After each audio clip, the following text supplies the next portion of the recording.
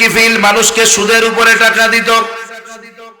একদিন একজন বিধবা সুন্দরী নারী অভাবের তাড়নায় চলে এসেছে জালেম কিফিলের কাছে।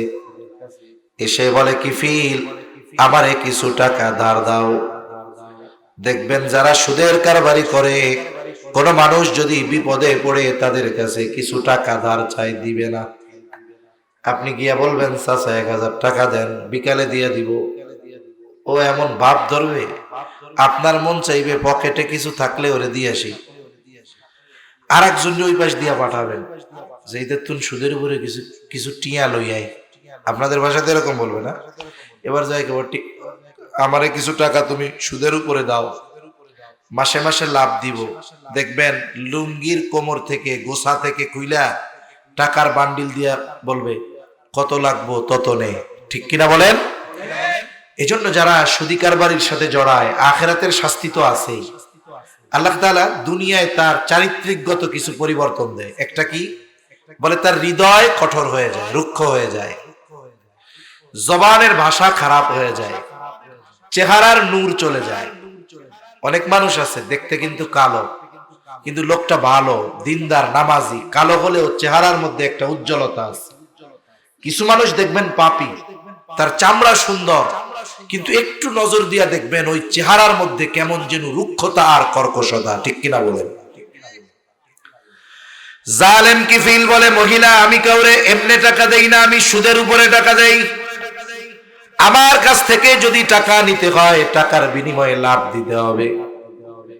মহিলা এবার বলে, কিফিল আমি দরিদ্র মানুষ, টাকার প্রয়োজন, আমি যদি সুদের লাভ দিতে পারতাম তাইলে কি তোমার কাছে টাকা চাইতে আসতাম নাকি? কিফিল বলে, সুদের লাভ যদি না দিতে পারো তাইলে টাকা নেওয়ার দরকার নেই। মহিলার টাকাটা খুব প্রয়োজন ছিল। যেহেতু জালেম কিফিল এমন কোন পাপ নাই সে যেটা করে না। সুদের কারবারি শুধু নয়, এই জালেম কিফিলের ব্যভিচার করারও বদভ্যাস ছিল। এইবার মহিলার চেহারার দিকে তাকায়া কিফিল বলে, শোনো, তুমি যদি সুদের লাভ না দিতে পারো, লাভের বিনিময়ে আমার সাথে জিনায় লিপ্ত হবা। হাদিসের মধ্যে আসছে, কাদাল ফাকিরু আইয়াকুনা কুফরা, দরিদ্রতা মানুষকে কুফরি পর্যন্ত পৌঁছায়া দেয়। একটা মানুষ অভাবের তাড়নায় অনেক সময় কুফরিও করে ফেলতে পারে। আমি জানি না কতটুকু সত্য, শুনেছি আর। এই যে রোহিঙ্গাদের মধ্যে অনেকে আছে, আমি শুনছি, এর বাস্তবতা আমার জানা নাই, কিন্তু অনেক বিশ্বস্ত মানুষের কাছ থেকে শুনেছি যে রোহিঙ্গাদের মধ্যে অনেকে জাগতিক কিছু ফ্যাসিলিটির জন্য, ইউরোপে পাড়ি জমানোর জন্য, আমেরিকায় পাড়ি জমানোর জন্য, একটু আরো ভালো থাকা খাওয়ার জন্য খ্রিস্টান মিশনারির ফাঁদে পা দিয়ে ঈমান হারা হয়ে যাচ্ছে। আবার দেখুন, একেবারে উত্তর পশ্চিম অঞ্চল, সেই লালমনিরহাট, ওই অঞ্চলে কিছু জায়গা আছে এতটাই প্রত্যন্ত অঞ্চল, যেই সব জায়গাতে আমাদের মতো শহুরে মানুষের জন্য যাওয়া অসম্ভব।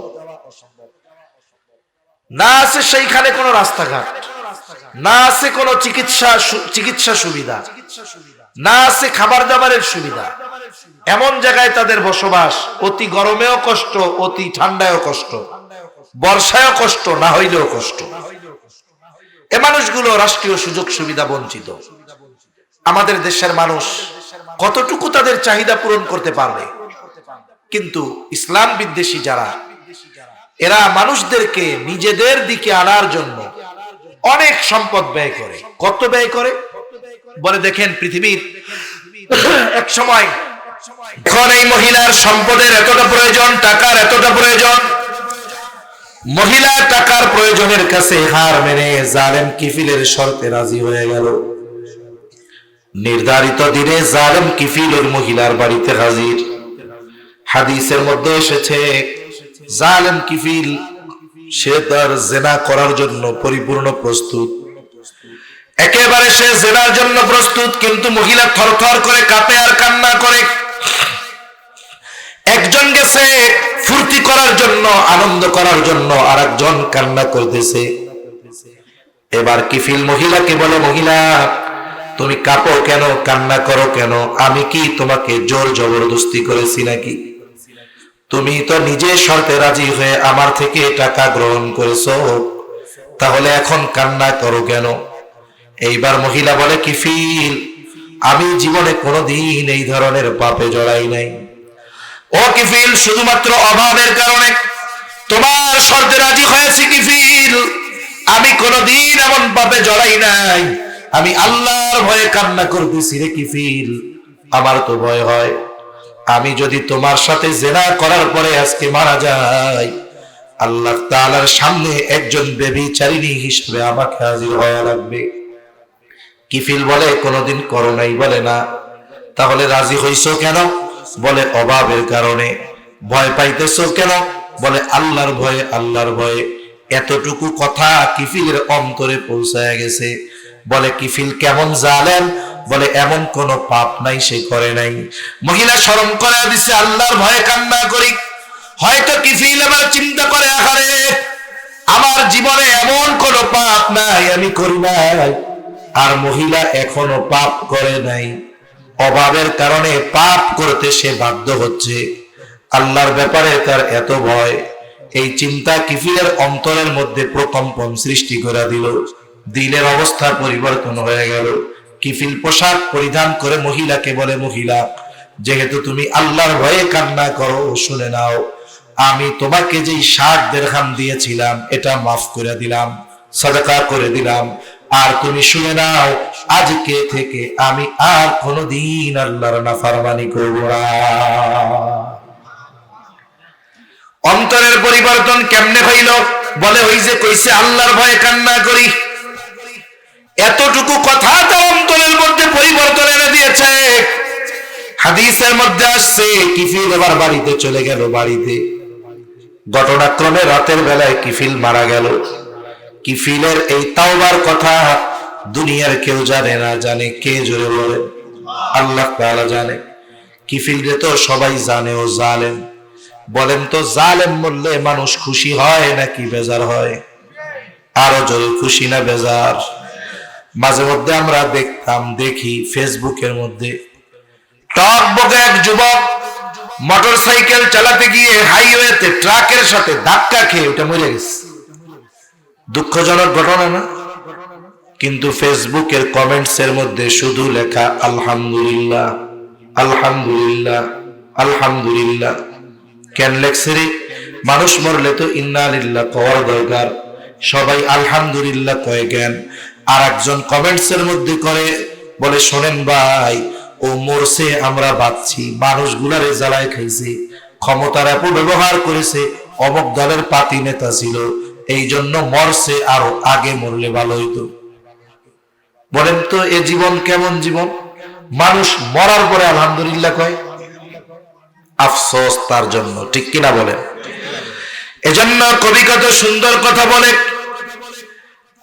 তুমি যেদিন এসেছিলে ভবে, কেঁদেছিলে তুমি, হেসেছিল সবে, এমন জীবন তুমি করিও গঠন, মরণে হাসিবে তুমি, কাঁদিবে ভুবন। আল্লাহ এমন জীবন আমাদের দান করেন, সকলে বলি আমিন। আমার আপনার মৃত্যুতে কোনো ভালো মানুষ যেন আলহামদুলিল্লাহ না বলে। ভালো মানুষ যদি মারা যায়, খারাপটা আলহামদুলিল্লাহ কইতে পারে, কিন্তু ভালো একজন মানুষ মারা যাওয়ার পরে ভালো মানুষ কখনো আলহামদুলিল্লাহ বলবে না। আমার জীবন, আমাদের জীবনটা যেন এমন হয়, আমি মারা যাওয়ার পরে কোন ভালো মানুষ যেন আমার মৃত্যুতে খুশি না হয়। কিফিলের তাওবার খবর তো কেউ জানে না, এই জন্য সবাই বলে জালেম মরছে, ভালো হইছে, ভালো হইছে। কিন্তু রাতের বেলায় কিফিল আল্লাহর ভয়ে তাওবা করেছে, আল্লাহ তাআলার কাছে তাওবা কবুল হয়ে গিয়েছে। কিফিলের দরজার উপরে আল্লাহ তাআলা কুদরতি ভাবে লিখে দিয়েছেন, কদ গফারাল্লাহু লিল কিফল। আল্লাহ তাআলা কিফিলকে ক্ষমা করে দিয়েছে। একটু চিন্তা করে দেখেন, আল্লাহর ভয়ের কথা তার সামনে যখন একজন স্মরণ করায়া দিল, আল্লাহর কথা স্মরণ করায়া দিল, অন্তরের পরিবর্তন কি? বলে আল্লাহর ভয়ে অন্তরে কম্পন। তাওবা করেছে, এমন কোন পাপ নাই সে করে নাই। বলে এই অন্তরের প্রকম্পন, আল্লাহর ভয় তার তাওবা নসিবের কারণ হয়ে গেল। আল্লাহ তাআলা তাকে তার প্রিয়দের তালিকায় অন্তর্ভুক্ত করে নিলেন। এজন্য যখনই কোন বিষয়ের জন্য আমাকে আল্লাহর কথা স্মরণ করায় দেওয়া হবে, কোন বিষয়ের জন্য, কেন বললাম? নামাজের জন্য আজানের মাধ্যমে আল্লাহকে স্মরণ করায় দিবে। গুনাহ করার সময় আল্লাহর শাস্তির কথা মনে করায় আমাকে কেউ ওই কথা স্মরণ করায় দিবে। অন্যান্য যত বিষয় আছে আল্লাহর কথা যখন আমাকে স্মরণ করাবে, আমি যদি প্রকৃত মুমিন হই তাহলে আমার হৃদয় আল্লাহর ভয়ে প্রকম্পিত হবেই। ঠিক কিনা বলেন? তাহলে এক নাম্বার গুণ মুমিন তো সে বলে আল্লাযীনা ইযা যুকিরাল্লাহু ওয়াজিলাত কুলুবুহুম, বলে যখন তাকে আল্লাহর কথা স্মরণ করায় দেওয়া হয় তখন তার অন্তর প্রকম্পিত হয়ে ওঠে। ওয়া ইযা তুলিয়াত আলাইহিম আয়াতুহু যাদাতুহুম ঈমানা, মুমিনের সামনে যখন আল্লাহর আয়াত তিলাওয়াত করা হয় তার ঈমান বাড়ে। বাস্তবিক অর্থে ঈমান বাড়ে না কমে, এ ব্যাপারে ইখতিলাফ আছে। কিন্তু আমরা যেই মতটার অনুসরণ করি ঈমান বাড়ে না, তবে ঈমানের আলো বাড়ে। আচ্ছা, এই যে রড লাইট আলো দেয় না, কথা বলেন না কেন? আমি কি কঠিন কিছু জিজ্ঞাসা করছি? এ লাইট কি দেয়? আচ্ছা বলেন তো, ভোল্টেজ যদি কম থাকে আলো বেশি দিবে না কম দিবে? ভোল্টেজ যদি বেশি থাকে, ভালো থাকে, এই লাইটই আলো বেশি দিবে না কম দিবে? কিন্তু লাইট তো বড় ছোট হবে না, নাকি? ঈমান এক জায়গায় থাকে। বলে ঈমানের আলো বাড়ে, গুনাহ করলে আলো কমে, নূর বাড়ে নূর কমে। কথা বোঝাতে পেরেছি আশা করি। এখন ঈমান বাড়ে বলতে ঈমানের শক্তি বা ঈমানের আলো বাড়ে। আমি একটা উদাহরণ আগেই দিতে গিয়েছিলাম যে দেখুন, ওই যে কেরাত মাহফিল হয়, ওই কেরাত মাহফিলের মধ্যে বেনামাজিও যায়, মূর্খও যায়, কোরআন পড়তে পারে না, বোঝে না, সেও যায়। এইবার যখন কেরাত মাহফিলে গেল, কারি সাহেব তিলাওয়াত করে, অনেক সময় কেরাত শুনে আসে, আবার আলেমদের কাছে অভিযোগ করে। কি অভিযোগ? আইসা কয়, হুজুর আজকে গেছিলাম কক্সবাজার কেরাত সম্মেলনে, তো হুজুর কোরআন শরীফ যা পড়ে ওনরা, কিন্তু একটা হুজুরেরও মুখে দাড়ি নেই। মানে আন্তর্জাতিক কিছু কারি আছে না, একেবারে সফান সফা, একবারে পুরা ফেট, একটুও মুখের মধ্যে দাড়ি উঠতেই দেয় না। আমার মনে হয় কিছু কারি সাহেব আছে, ও সকাল দুপুর 3 বেলা ভাত না খাইলেও 2 বেলার কমেও শেভ করে না। এইবার আইসা কয় যে হুজুর তিলাওয়াত যা করছে কলিজা ছেড়া নিয়ে গেছে, কেমন জানি মুখে দাড়ি নেই। এর দ্বারা একটা বিষয় ভালোই লাগে যে আমাদের দেশের সাধারণ মানুষ, একজন আলেম, একজন কারি সাহেব, একজন মুয়াজ্জিন, একজন ইমাম, একজন মাদ্রাসার শিক্ষক, একজন ওয়াইজ, তার দাড়ি থাকবে না, মসজিদের ইমাম দাড়ি থাকবে না, এটা হতে পারে না। এটা মেনে নেয় না আমাদের দেশের লোক। আমরা বহির্বিশ্বের সফরে অল্প স্বল্প কিছু জায়গায় যাওয়া হয়েছে, অনেক জায়গায় দেখছি যে দাড়ি ছাটানোই, একবার দাড়ি নাই বললে চলে, ওইসব দেশে কোনো কিছু মাইন্ড করে না। কিন্তু আমাদের দেশে কি হবে, মনে করেন অনেক মানুষ আছে শেভ করে, দাড়ি নাই, কিন্তু 5 ওয়াক্ত নামাজ পড়ে, আছে না নাই? যাদের দাড়ি নাই আল্লাহ রাখার তৌফিক দান করেন, বলি আমিন। অনেক দাড়িবিহীন মানুষ আছে, তাকওয়ার দিক দিয়ে আমার আপনার চাইতে অনেক উপরে। আল্লাহ এই সমস্ত ভাইদের নবীর এই সুন্নাত দাড়ি রাখার তৌফিক দান করেন, বলি আমিন। এখন ওই দাড়িবিহীন লোকটা সকালবেলায় মসজিদে গেছে ফজরের নামাজ পড়তে। এখন ইমামের জায়নামাজে একজন দাঁড়ানো, ঠিক ওনার মতো, তারও মুখে কি নাই? দাড়ি নাই। এখন নামাজের সময় উনি দাঁড়ায় আছে জায়নামাজের উপরে, দাড়িবিহীন লোকটা।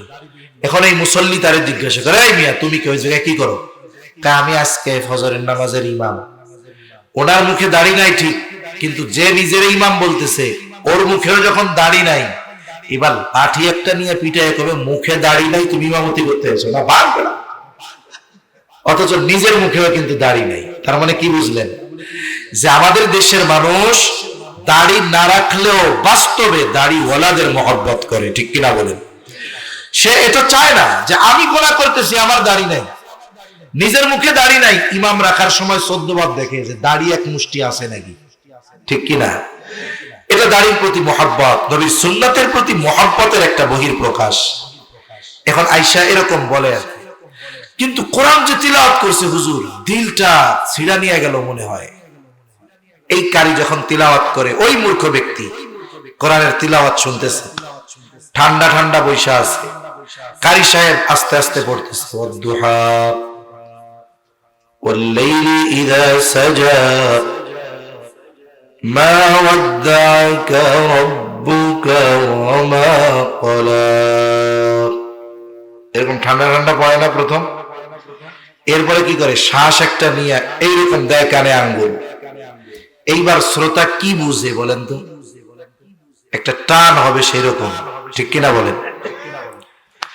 এবার যখন কারি সাহেব লম্বা এক টান দেয়, উনার তিলাওয়াত যত এক শ্বাসে দীর্ঘ হয়, উপস্থিত যত শ্রোতা আছে সবার অন্তরের মধ্যে ঢেউ শুরু হয়ে যায়। কারি সাহেব যখন সর্বশেষ এক টানে তার তিলাওয়াত শেষ করে, কোরআন না বুঝুক, পড়তে না পারুক, ওই মানুষটাও তখন জবান খুলে বলে উঠে আল্লাহু আকবার। বলে কি বলে না? এটা বলল কিসের প্রভাবে? কিসের প্রভাবে? কোরআন তিলাওয়াত শ্রবণের প্রভাবে। এজন্য বাস্তবিক অর্থ হলো এইটা, প্রকৃত মুমিন যখন কোরআনের তিলাওয়াত শুনে অথবা কোরআনের আলোচনা শুনে, তার ঈমানের পাওয়ার বাড়ে, ঈমানের আলো বেড়ে যায়।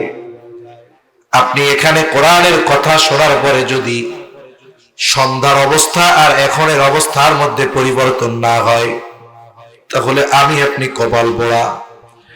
আমি আপনি নামাজ পড়তাম না কথার কথা, কিন্তু এখান থেকে কোরআনের কথা শুনে যাবার পর যদি নামাজ পড়ার ইচ্ছা আমার মধ্যে জাগ্রত না হয়, আমি আপনি অনেক গুনাহ করতাম, কিন্তু কথা শ্রবণ করার পর গুনাহ ছাড়ার ইচ্ছা যদি আমার মধ্যে না হয়, তাহলে বুঝতে হবে আমার আপনার অন্তরে পচন ধরে গিয়েছে। আর প্রকৃত মুমিন সে কোরআনের তিলাওয়াত শুনুক আর কোরআনের কথা শুনুক, এর দ্বারা তার অন্তরের মধ্যে প্রভাব বিস্তার হয়, তার ঈমানি পাওয়ার বাড়ে, ঠিক কিনা বলেন? যখন আমরা জিহাদের বয়ান করি, সাহাবায়ে কেরাম জিহাদের ময়দানে নিজেদের জীবনকে কেমন ভাবে উৎসর্গ করে দিয়েছেন, এই কথা যখন শুনি আমাদের হৃদয়ে কি মনে হয়? ওই পরিস্থিতি যদি আমারও সামনে আসে, আমি আমার জীবনকে আল্লাহর দ্বীনের জন্য উৎসর্গ করে দিব, ঠিক কিনা বলেন? এটা অন্তরে আসলো কেন? বলে ঈমানের আলো বাড়ছে, পাওয়ার বাড়ছে, এই জন্য। তাহলে আল্লাহ তাআলা বলেন, وَإِذَا تُلِيَتْ عَلَيْهِمْ آيَاتُهُ زَادَتْهُمْ إِيمَانًا। তাদের সামনে যখন আল্লাহর আয়াত সমূহ তিলাওয়াত করা হয়, তাদের ঈমান বৃদ্ধি পায়। 3 নাম্বার গুণ আল্লাহ তাআলা বলেন, وَعَلَى رَبِّهِمْ يَتَوَكَّلُونَ। প্রকৃত মুমিন সর্ব অবস্থায় ভরসা করে কার উপরে? সাহাবায়ে কেরামের যে তাওয়াক্কুল, নবী রাসূলদেরটা তো সুপার স্পেশাল। ওই পর্যায়ের তাওয়াক্কুল অর্জন করা আমাদের জন্য অসম্ভব। সাহাবায়ে কেরামের সমপরিমাণ তাওয়াক্কুল অর্জন করা অসম্ভব। এরপরেও তাদের তাওয়াক্কুলের অবস্থাটা বলতেছি। তাওয়াক্কুল মানে সব কিছুর ব্যাপারে ভরসা করা কার উপরে? আবার মনে রাখবেন, আল্লাহ রাসূল সাল্লাল্লাহু আলাইহি ওয়াসাল্লাম তাওয়াক্কুলের উসুল বলে দিয়েছেন। আপনি যদি এই কথা চিন্তা করেন যে আগুন ধরছে ওইখানে, আমি আগুনের মধ্যে যাই, আল্লাহ ভরসা। আপনি আগুনের মধ্যে ঝাঁপ দিয়া যদি করেন, আল্লাহ ভরসা, কাজ হবে। কারণ আল্লাহ তাআলা দুনিয়ার নিজাম দিয়েছে, আগুনের মধ্যে গেলে আমাকে আগুন পুড়িয়ে দিবে। এজন্য নবী বলেন, তোমরা তোমাদের উট গাছের সাথে বাঁধবা, সাথে সাথে আল্লাহর উপরে ভরসা করবা। এজন্য আপনি সমুদ্রে ঝাঁপ দিয়া যদি কোন আল্লাহ যা করে, সাঁতার পারি না তাতে কি? এটা আত্মহত্যার শামিল হবে, এটা করা যাবে না। তবে সেই মানের তাওয়াক্কুল যারা অর্জন করতে পেরেছে, আমরা যদি ওই মানের তাওয়াক্কুল অর্জন করতে পারতাম, পৃথিবীর অনেক কিছু আমাদের জন্য সহজ এবং সম্ভব হয়ে যেত। আসমান থেকে সরাসরি সাহায্য আমাদের জন্য নেমে আসতো। যেমন বদরের জিহাদে মুসলমানদের সংখ্যা 313, কয়জন জোরে বলেন? কাফেরদের 1000, কত বলেন? 1000 সশস্ত্র কাফের, আর মুসলমানদের নিরস্ত্র 313 জন। বলে যদিও সংখ্যায় কম, অস্ত্রে কম, জনবল কম, কিন্তু এই 313 জনের এমন ঈমান, এমন তাওয়াক্কুল, ওই পর্যায়ের তাওয়াক্কুল, এই জন্য এই 313 জন নিরস্ত্র মানুষ আল্লাহর উপরে তাদের কনফিডেন্স, ভরসা এত বেশি ছিল যে আল্লাহর জন্য যখন 1000 সশস্ত্র কাফেরের বিরুদ্ধে লড়াই করেছে, আল্লাহ সুবহানাহু ওয়া তাআলা 1000 সশস্ত্র সৈন্যের বিরুদ্ধে 313 জন গড়ে নিরস্ত্র মানুষকে বিজয় দান করেছে। কে? আল্লাহ বিজয় দান করেছে।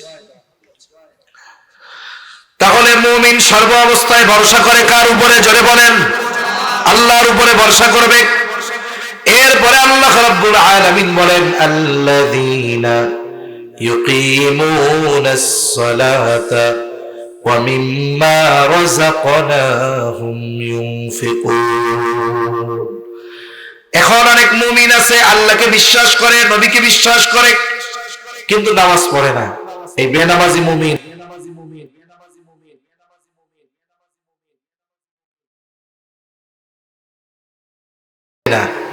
আরে শুনেন, খাঁটি মুমিন যদি হওয়া যায়, শুধু কি আখেরাতে লাভ, দুনিয়ায় লাভ আছে না নাই? একটু পরেই বলি, যদি খাঁটি মুমিন হই লাভ কি? আসলে আমাদের চিন্তাধারার মধ্যে পছন্দ ধরছে। আমরা মনে করি যে নামাজ, রোজা, ইসলাম মেনে চলা, এর দ্বারা মনে হয় শুধু আখেরাতে ফায়দা পাওয়া যাবে। না না, আমার ব্যক্তিগত জীবনে, আমার পারিবারিক জীবনে, আমার সামাজিক জীবনে, আমার রাষ্ট্রীয় জীবনে যদি ইসলাম প্রতিষ্ঠা হয়ে যায়, আল্লাহর কসম, এর সুফল সমাজের প্রত্যেকটা মানুষ ভোগ করবে। ঠিক কিনা বলেন? কিন্তু আমরা বুঝি, কিন্তু ইসলাম চাই না। ব্যক্তিগত জীবনে ইসলাম মানি না আমরা, আর রাষ্ট্রীয় জীবনে ইসলাম চামু। আমি নামাজ পড়ি না, আমি চাবো যে চুরি করলে হাত কাটা যাক। অবস্থা আমাদের এইরকম। এজন্য ইসলাম সর্বখানে প্রতিষ্ঠিত হোক, আমরা চাই তো ইনশাআল্লাহ। সব জায়গায় ইসলাম প্রতিষ্ঠিত হোক, এটা যদি বাস্তবে চাই, প্রথম আমাকে নিজেকে পরিপূর্ণ ইসলামের মধ্যে ইনক্লুড হতে হবে, অন্তর্ভুক্ত হতে হবে। এ নির্দেশ কার? কিন্তু আফসোস, নিজে ইমানদার দাবি করে, নামাজ পড়ে না। এটা দুঃখের বিষয়।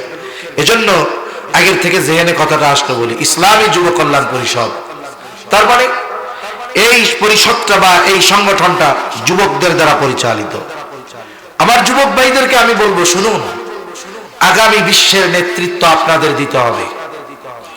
আপনি হয়তো জানেন না, আপনি চিন্তা করতেছেন আজকে যেই যুবক পড়তেছে রামু কলেজে বা স্কুলে অথবা কোনো মাদ্রাসায়, ও যে আগামী দিন এদেশের নেতৃত্ব দিবে না, এর কোনো নিশ্চয়তা আছে? আল্লাহ চাইলে এই বাংলাদেশের এক প্রান্ত, কক্সবাজারের রামু থেকে নিয়ে বাংলাদেশের শাসন কার্য পরিচালনার দায়িত্ব তার হাতে তুলে দিতে পারেন কি পারেন না? নিজেকেও গড়ে তোলা দরকার ওই রকম। সেজন্য আমার যুবক ভাইদের প্রতি অনুরোধ থাকবে যে আপনারা শুধু একটা মাহফিল দিয়েই দায়িত্ব শেষ করবেন না, ইসলামকে শুধু মাহফিলের মধ্যে সীমাবদ্ধ রাখবেন না। আপনাদের এলাকার মধ্যে, এরিয়া যতটুকু আপনাদের, কমপক্ষে এই এরিয়ার মধ্যে সর্বত্র ইসলাম প্রতিষ্ঠার প্রচেষ্টা আমার যুবক ভাইয়েরা যদি করে, ইনশাআল্লাহ একটা ইসলামী পরিবেশ এখানে হতে পারে কি পারে না? এলাকার সব যুবক যদি আমার মা বোনদেরকে এই কথা উদ্দেশ্য করে বলে যে অন্য এলাকার কথা দূরে থাকলো, আমার এলাকার যত নারী পুরুষ আছে, এরা নারী আছে, এরা কেউ বেপরদায় চলতে পারবে না। আমার এলাকার মধ্যে কোনো দোকানের মধ্যে টেলিভিশনে নাচ গান চলবে না। আমাদের এলাকার মধ্যে কোনো বিবাহকে কেন্দ্র করে মাইকে গান বাজতে পারবে না। আমার এলাকায় কোনো অনিসলামিক কার্যক্রম চলতে পারবে না। যুবকরা যদি স্ট্রং হয়ে যায়, বুড়ারা এমনি শুয়ে পড়বে। ঠিক কিনা বলেন? কিন্তু আমার যুবক ভাইদেরকে উদ্বুদ্ধ করার মতো লোক নাই, এদেরকে বলার মতো লোক নাই, এদের মধ্যে যে আগামীর নেতৃত্ব দেওয়ার সম্ভাবনা লুকিয়ে আছে, এটা ওদেরকে বলার মতো, বোঝানোর মতো কেউ নাই। এজন্য আমার যুবক ভাইদের প্রতি অনুরোধ থাকবে, আপনারা যদি দ্বীনের উপরে চলে আসেন, কারণ যেই সমাজের যুবকরা ভালো হয়ে যায়, ওই সমাজের সব কিছু ভালো হয়ে যায়, ঠিক কিনা বলেন? একটা যুবক যদি খারাপ হয়, ক্যারেক্টার লুজ হয়, চরিত্রহীন হয়, এক এলাকার শান্তি বিনষ্ট হওয়ার জন্য যথেষ্ট, ঠিক কিনা? কিন্তু আমার যুবকরা যদি নামাজি হয়ে যায়, একটু চিন্তা করেন তো কল্পনায়, যে আপনার সমাজটা, রাষ্ট্রের কথা থাকলো, পাশের এলাকার কথা থাকলো, আপনার মহল্লার কথাই চিন্তা করেন। যখন ফজরের আজানে মুয়াজ্জিন বলে আসসালাতু খায়রুম মিনান নাওম, প্রত্যেকটা ঘরের মধ্যে লাইট জ্বলে উঠে, প্রত্যেকটা ঘুমন্ত ব্যক্তি জেগে উঠে, নামাজ যাদের উপরে ফরজ হয়েছে সকলে উঠে যায়, ওযু করে প্রত্যেক ঘর থেকে যুবক, বৃদ্ধ, কিশোর মসজিদে ফজরের নামাজের জন্য চলে যায়।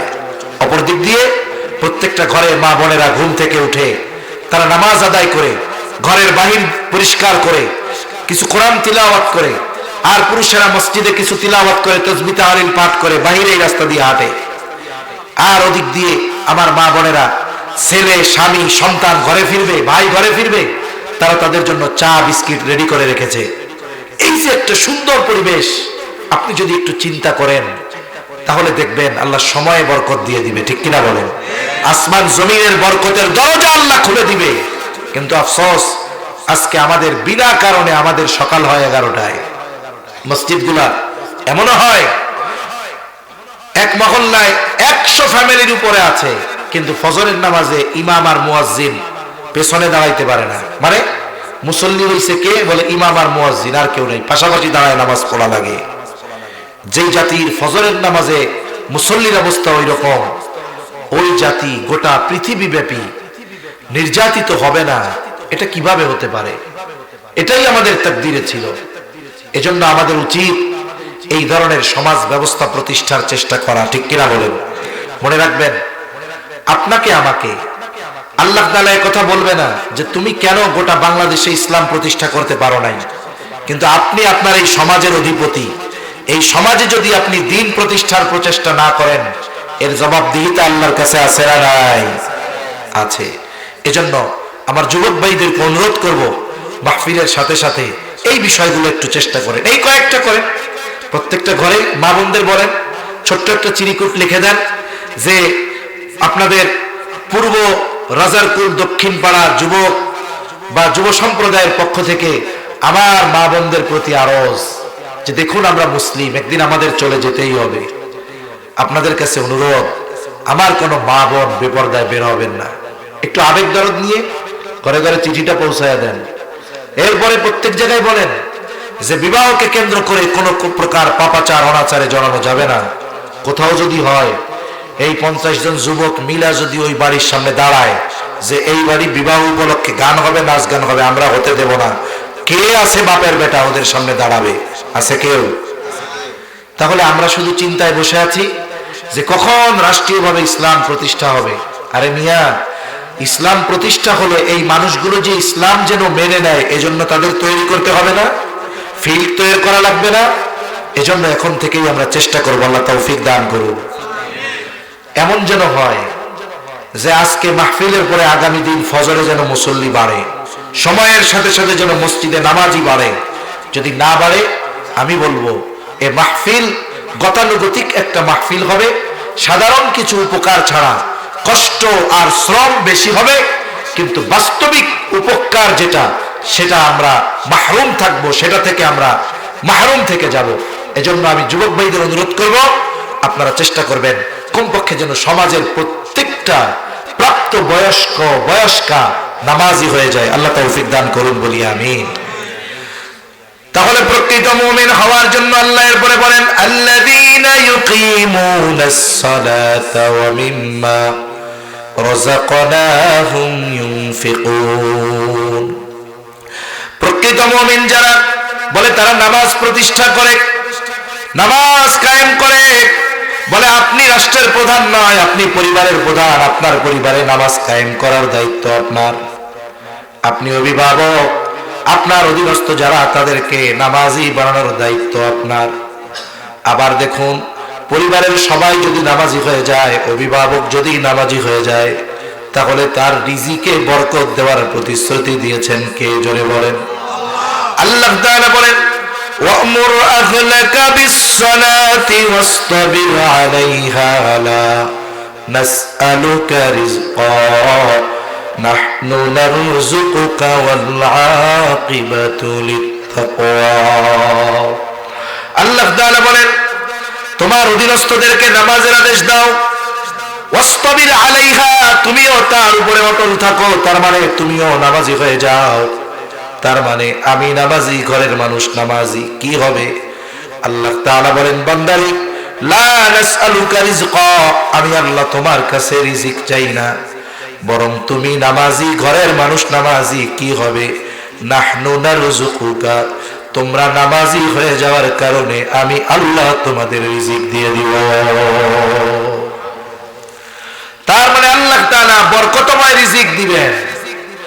পরিমাণ বেশি হলেই এর মধ্যে বরকত থাকে না, বরং পরিমাণ কম হলেও এর মধ্যে বরকত দিতে পারেন কে?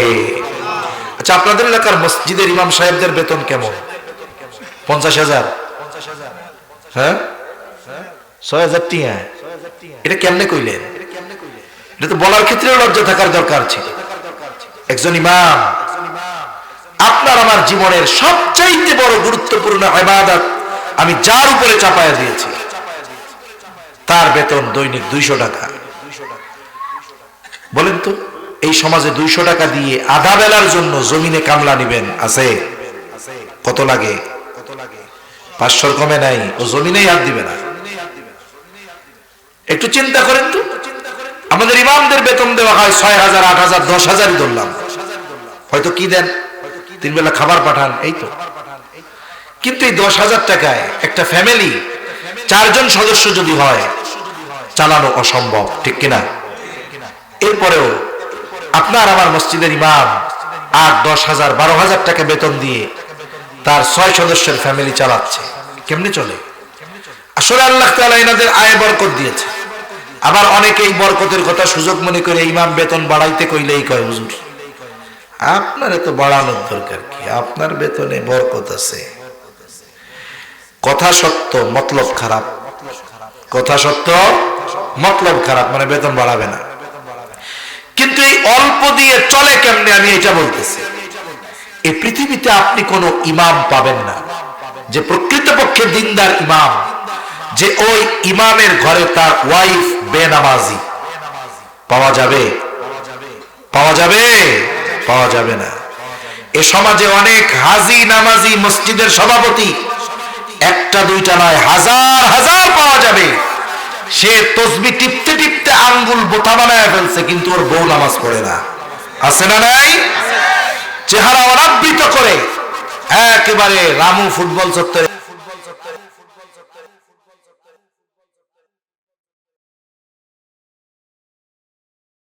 50 জায়গায় দাঁড়াবে, ওইটাও হানিফ। আর যেটা চট্টগ্রাম পার হয়ে ঢাকা চলে যায়, ওইটাও হানিফ, বলে এটা 1 নাম্বার হানিফ। সমাজে মুমিন অনেক আছে, কিন্তু খাঁটি মুমিনের কোয়ালিফিকেশন কি, তার যোগ্যতা কি, গুণাবলী কি, আল্লাহ তাআলা এগুলো উল্লেখ করার পরে বলতেছেন, ইমানদারদেরকে এই গুণগুলো উল্লেখ করার পরে বলতেছেন, শোনো, যেই মুমিন এই গুণে গুণান্বিত সে সাধারণ মুমিন না। আল্লাহ তাআলা বলেন, উলাইকা হুমুল মুমিনুনা হাক্কা, যেই মুমিন এই গুণগুলোই গুণান্বিত সে হলো প্রকৃত মুমিন। বলেছেন কে? আরো জোরে বলেন কে?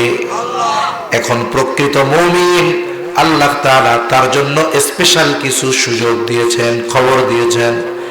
প্রকৃত মুমিনের ফ্যাসিলিটি কি আল্লাহ তাআলা এই আয়াতগুলোর আলোকে বলেন। প্রকৃত মুমিন যে 1 নাম্বার, তার ব্যাপারে আল্লাহ তাআলা বলেন, লাহুম দারাজাতুন ইনদা রাব্বিহিম, এই প্রকৃত মুমিন যে আল্লাহ রাব্বুল আলামিন তার নিকটে তার সম্মানকে সমুন্নত করে দিবে। 2 নাম্বার, মাগফিরাহ, খাঁটি মুমিনকে আল্লাহ তাআলা মাফ করে দিবে। তার মানে 1 নাম্বার তার সম্মান আল্লাহ বাড়ায় দিবে, 2 নাম্বার তার পাপগুলো আল্লাহ মাফ করে দিবে, 3 নাম্বার যেটা নিয়ে দুনিয়ার মানুষ সবচাইতে বেশি চিন্তা করে, রিজিক নিয়ে, উপার্জন নিয়ে, জীবন উপকরণ নিয়ে, আল্লাহ তাআলা বলেন, বান্দারে খাঁটি মুমিন হয়ে যাও, আমি আল্লাহ প্রকৃত সম্মান বাড়াবো, আমি আল্লাহ তোমার গুনাহগুলো মাফ করে দেওয়ার সাথে সাথে আমি আল্লাহ তোমাকে ওয়ারিজকুন কারীম, সম্মানজনক রিজিক আল্লাহ তাআলা দান করবে। শুনেন, মানুষ রিজিক সম্মানের সাথেও পায়, অসম্মানের সাথেও পায়। কিছু কর্ম আছে যেগুলোর মাধ্যমে সে রিজিক উপার্জন করে, কিন্তু সেখানে কোনো সম্মান নাই। যেমন কথার কথা, জুতা কালি করা, এটা হারাম কাজ বলার সুযোগ নেই, কিন্তু বলেন তো এই কর্মটাকে কি সম্মানজনক কর্ম ধরা হয়? ও মাসে যদি 60,000ও ইনকাম করে, আপনার মসজিদের ইমামের বেতন ওই কাকুর কথা 6,000ই দেন। মুসি ইনকাম করে 60,000, ইমাম ইনকাম করে 6,000। বলেন তো সম্মান কততে? 6,000-এ সম্মান, 60,000-এ সম্মান নাই, বেশি হইতে পারে। এজন্য আল্লাহ তাআলা বলেন রিজিক তো দিবই, সম্মানের সাথে রিজিক দিব, অসম্মানের সাথে নয়, বেইজ্জতির সাথে নয়। তাহলে বলুন, যদি কোনো ব্যক্তি ইমানদার এই 3 বিষয়ের নিশ্চয়তা পেয়ে যায় যে তার গুনাহগুলো মাফ করে দেওয়া হবে, সমাজে তাকে সম্মানিত করা হবে, জীবন উপকরণ যা দরকার সম্মানের সাথে তার অর্জিত হবে, বলেন তো এই লোকটার দুনিয়ায় আর কিছু দরকার আছে নাকি? জোরে বলেন, দরকার আছে। কিন্তু আফসোস, আমরা ইসলাম থেকে দূরে। আমরা যদি প্রকৃতপক্ষে প্রকৃত ইমানদার হতে পারতাম, এই সমাজে সম্মানিত থাকতে পারতাম, আল্লাহ গুনাহগুলো মাফ করতেন, আল্লাহ তাআলা আমাদের সম্মানজনক রিজিক দান করতেন। এখন বলেন, আমরা যদি এই আয়াতের আলোকে নিজেদেরকে খাঁটি মুমিনে পরিণত করি, শুধু কি আখিরাতের লাভ না দুনিয়ারও লাভ আছে? জোরে বলেন, দুনিয়ার লাভ আছে। এটা আমি বলছি না, আল্লাহ বলছে। দুনিয়ার লাভ যে আছে, কোনো সন্দেহ আছে? তাহলে কেন আমি আপনি বসে আছি? কেন আমি আপনি মসজিদে যাই না? কেন আমি আপনি আল্লাহর প্রতি ভরসা করি না? কেন আমি আপনি যা পকেটে আছে এখান থেকে অল্প হলেও কেন দুস্থদের জন্য সহযোগিতার হাত বাড়াই না? কেন আমি কোরআন তিলাওয়াত করি না? কেন মুয়াজ্জিনের আযান কানে আসার পরেও মসজিদে যাই না? এই প্রশ্ন আপনি আপনাকে করবেন, কারণ আমার দায়িত্ব আপনার কাছে পৌঁছিয়ে দেওয়া, পিটাইয়া পরিবর্তন করার দায়িত্ব আমার নয়। এটা আপনি আপনার কাছে জিজ্ঞাসা করেন, যেই মালিক আমাকে বানালেন, ইমানের মতো দৌলত দিলেন, প্রতিটা শ্বাস প্রশ্বাসে যার নিয়ামত ভোগ করতেছি, এই মালিক এত কিছু আমাকে দিলেন, অথচ আমি কেন এই মালিকের আহ্বানে সাড়া দিয়ে মসজিদে যাই না? এই প্রশ্ন আপনি আপনাকে করবেন যে কেন যাই না। এই কেন উত্তর যদি বের করতে পারেন, আশা করা যায় আজকের আলোচনার আলোকে জীবন পরিচালনা করা আমাদের জন্য কঠিন হবে না। বলেন ইনশাআল্লাহ। আল্লাহ সুবহানাহু ওয়া তাআলা আমাদের সবাইকে প্রকৃত মুমিন হওয়ার তৌফিক দান করেন, বলি আমিন। ওয়া আখিরু দাওয়ানা আনিল হামদুলিল্লাহি রাব্বিল আলামিন। আসসালামু আলাইকুম ওয়া রাহমাতুল্লাহি ওয়া বারাকাতুহু। কিছু বলবে আর বলার আছে? মাফ করে দেব।